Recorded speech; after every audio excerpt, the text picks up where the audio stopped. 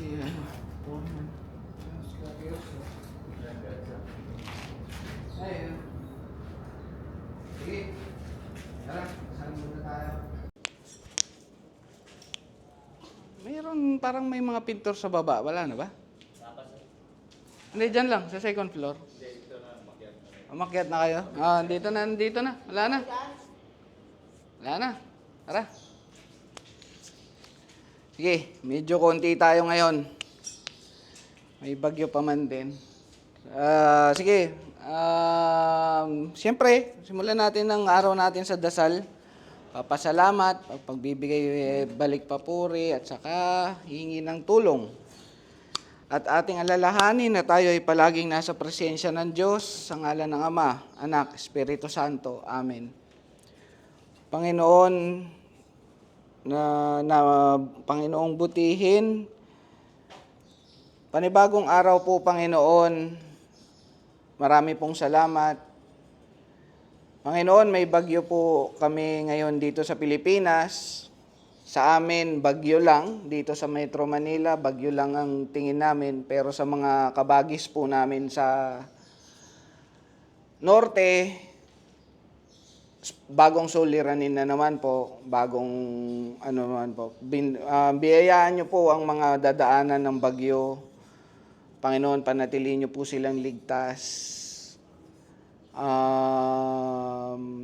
Sampu ng kanilang mga mahal sa buhay. Panginoon, ang kanilang mga kabuhayan, sana po ay wag mawala ng lubos-lubusan.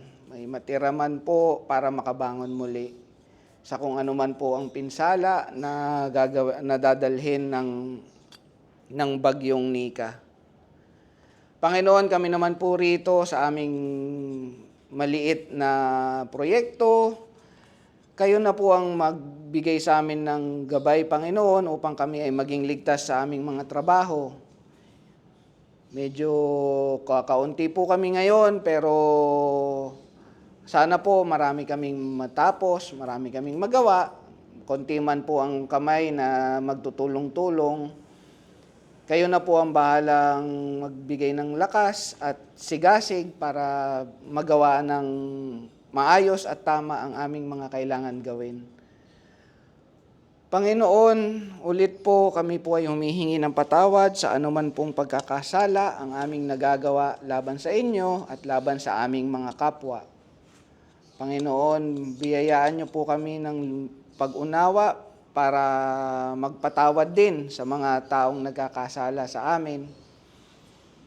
At Panginoon, nagsusumamo po kami sa inyo na ang aming mga mahal sa buhay ay panatilihin nyo rin pong ligtas, lalong-lalo na po ang bayaw at biyanan ko na nasa Isabela. Kung mayroon man din po sa amin na may kamag-anak, kaibigan na nandoon na sa dadaanan ng bagyo, ulit po, biyayaan nyo po sila ng kaligtasan at gabay. Panginoon, maraming salamat po ulit sa trabaho na aming kinalalagyan ngayon. Maraming salamat din po, Panginoon, sa patuloy na pagbibigay sa amin ng kabuhayan sa araw-araw. Lahat po ng ito ay aming pinasasalamatan sa katamis-tamisang ngalan ni Jesus. Amen. Ngalan ng Ama, Anak, Espiritu Santo. Amen. Kuya Jomer, dito tayo sa likod. Kayo na, tapusin nyo na itong kisame. Buuin nyo na yan. Buuin nyo na rin to. May gagawin pa rin sila dyan. Kaya sabi sa akin, bakit ito ata yung nataabang na tulo. Ba't hindi pa nila tapusin yan?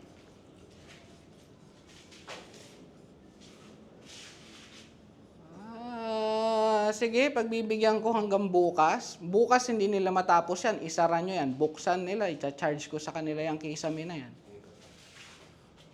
Hindi tayo pwedeng hintay sa kanila. Araw-araw naman sila nandito. Kung hindi nila unahin yan, matagal na natin pinag-usapan yan.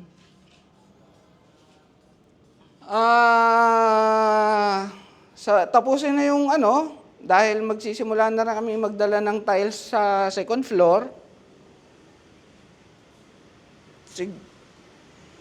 Sige, kung ano man ito, doon na lang kayo sa second floor, yung tambol doon sa ano.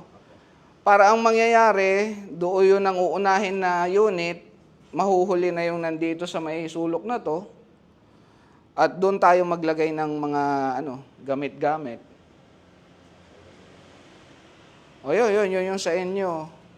Sa tayo katerso, hindi ko sigurado kung ano. Tingnan na natin, ikutan na lang natin kung ano pang kulang.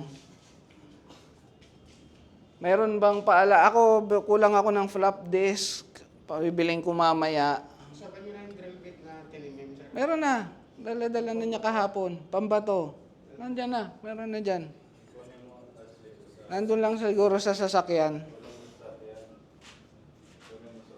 Yung itatakip po namin doon sa tambol na diretso doon sa biga, gypsum na lang din. Gypsum yun. Kisame yun eh. Kisame talaga yun. Yung itong Ay, mga... ano ba sir, yung kulay gray o yung ordinary lang? Kasi baka magmususo yung ano eh. Sige, green yun na lang. Yun, kailangan natin doon ng ulit. Pagka may P-trap ka na kailangan i-maintain, lagyan nyo ng manhole. Yung bali nag-clearance ako sir mula doon sa clean out. Nag-clearance ako ng dos. Okay lang, pero kailangan pa rin na may manhole doon para na-access yung ano, nang hindi ginigiba yung kisame, yung P-trap o clean out man, ano man sa ano. Sige, mag-ingat ha, mag-ingat. Bigyan mo sa ilang ari.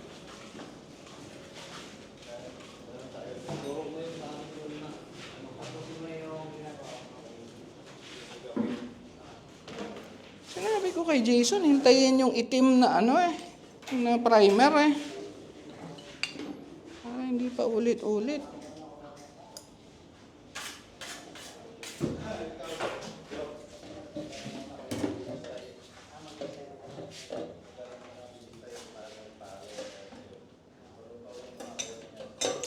Yung mga salin-salin nyo ng ano siguraduhin yung tama.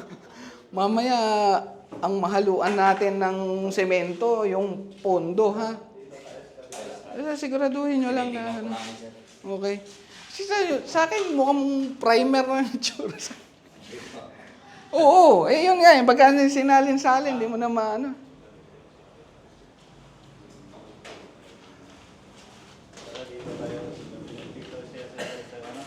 Oh.